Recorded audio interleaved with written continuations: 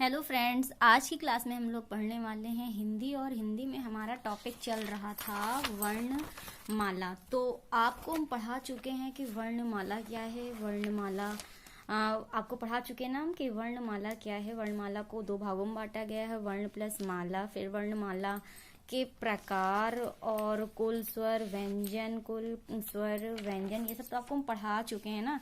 फिर आपको संयुक्त व्यंजन 4 बताए थे, संयुक्त स्वर भी बताए थे हमने। और फिर आपको हमने स्वर पढ़ाए थे, स्वर के प्रकार हमने पढ़ाए थे। 3 होते हैं, ह्रस्व, दीर्घ, और तीसरा हमारा है प्लुप्त। और फिर आपको हम व्यंजन पढ़ा चुके हैं, व्यंजन के भी प्रकार आपको हम पढ़ा चुके हैं। 3 होते हैं, स्पर्श व्यंजन, अंतस्थ व्यंजन, और तीसरा हमारा था उसमें या संघर्षी व्यंजन। और फिर हमने आपको पढ़ा चुके हैं वायु प्रेक्षण के द्वारा व्यंजन के भेद भी आपको हम यहाँ तक पढ़ा चुके हैं। अब चलिए आज हम पढ़ेंगे नाद स्वतंत्र के द्वारा व्यंजन के भेद कितने होते हैं दोस्तों। तो 2 होते हैं, अघोष पहला, दूसरा होता है हमारा सघोष या घोष। तो आघोष को अगर हम इसका संधि विच्छेद करेंगे तो आ प्लस घोष में टूट जाएगा। आ मतलब होता है नहीं, और घोष मतलब होता है स्वर तंत्रियों में कंपन। मतलब क्या कि जिस स्वर तंत्रियों में कंपन नहीं होता उसे ही अघोष कहते हैं। और घोष या सघोष में क्या होता है, अगर इसका सघोष को अलग किया जाए तो सा प्लस घोष, सा मतलब साथ साथ। और घोष को हम बता चुके हैं कि स्वर तंत्रियों में कंपन, मतलब जिसमें स्वर तंत्रियों में साथ साथ कंपन होता है उसे ही घोष या सघोष कहते हैं।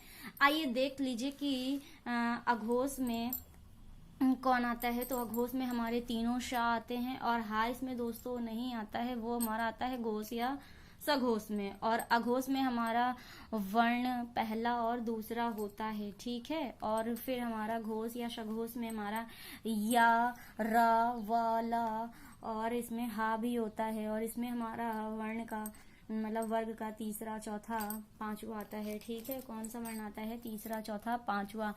आइए आप जानते हैं कि इसमें का से पा वर्ग तक में ये हमारा जो व्यंजन है, इसमें आप देख लीजिए कि का वर्ग में का, ख, ग, घ, अंगा, चा वर्ग में चा, छ, ज, झ, इया, टा वर्ग में ट, ठ, ड, ढ, अड़ा, ये वर्ग है, ठीक है। फिर ता वर्ग में त, थ, द, ध, न, और पा वर्ग में प, फ, ब, भ, म, ये पा वर्ग। और फिर देख लीजिए पहला और दूसरा वर्ण ये हमारा आता है अघोष, और तीसरा, चौथा, पांचवा ये हमारा आता है घोष या सघोष में दोस्तों। आप देख पा रहे हैं ना। फिर पढ़ते हैं हम आगत ध्वनियां या नवीन ध्वनियां या विकसित ध्वनियां या ग्रहित ध्वनियां या विदेश ध्वनियां भी कहते हैं। ये हमारी कितनी होती हैं दोस्तों, तो 6 होती हैं। ये कौन कौन सी होती है वो देख लेते हैं। आ, क, ख, ग, ज, फ, और इसके नीचे बिंदी लगी रहती है, और इसे बोलते हैं नुक्ता वाले वर्ग। क्या बोलते हैं, नुक्ता वाले वर्ग। तो इसको आप अच्छे से देख लीजिए और पहचान लीजिए। और फिर आइए नोट डाल लीजिएगा, वहाँ नोट डाल के लिखिएगा इनको लिया कहाँ से गया है। तो फारसी या अरबी फारसी से लिया गया, ठीक है। फिर आइए देख लीजिए द्वित व्यंजन या द्वितीय ध्वनियाँ, ये देख लीजिए। ये हमारे द्वित मतलब 2।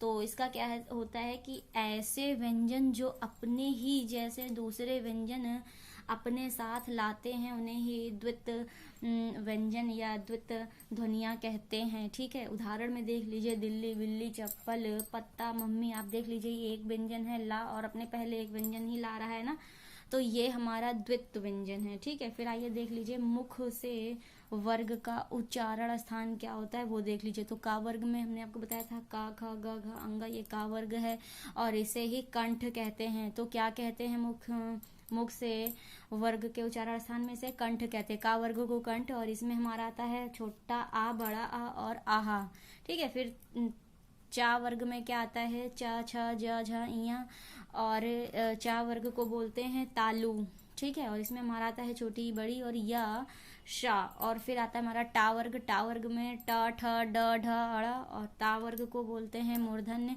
और इसमें हमारा आता है री और शा, ठीक है।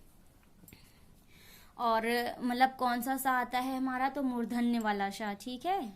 खटकोड़ वाला मूर्धन्य श आता है। फिर हमारा आता है तावर्ग में, तावर्ग में क्या आता है, त थ द ध न, और इसे कहते हैं तावर्ग।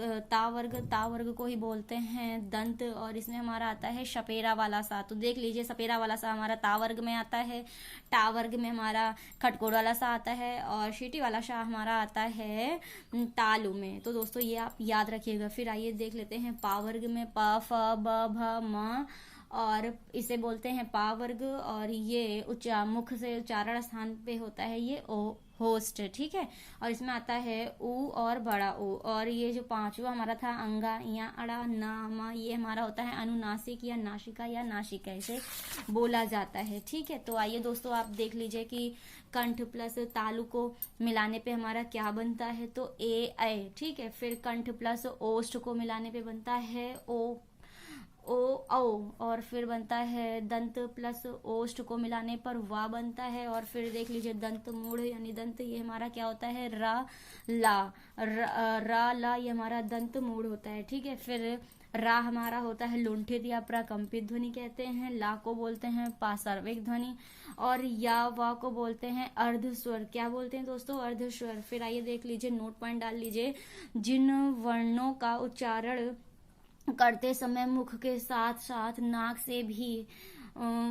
से भी बाहर वायु निकलती उसे ही अनुनासिक कहते हैं, ठीक है दोस्तों। फिर और आपको अनुनासिक हम बता चुके हैं क्या होता है, वर्ग का पांचवा जो वर्ण होता है वही होता है, ठीक है। फिर आइए देख लीजिए स्पर्श संघर्षी व्यंजन कौन कौन से होते हैं, पॉइंट डाल के या स्टार बना के लिख लीजिएगा।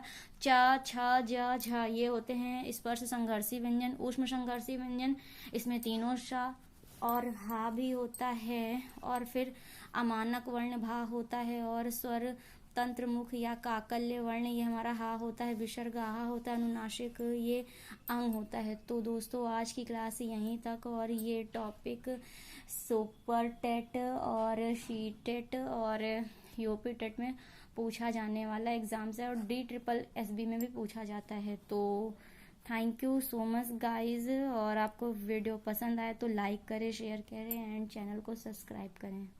Thank you.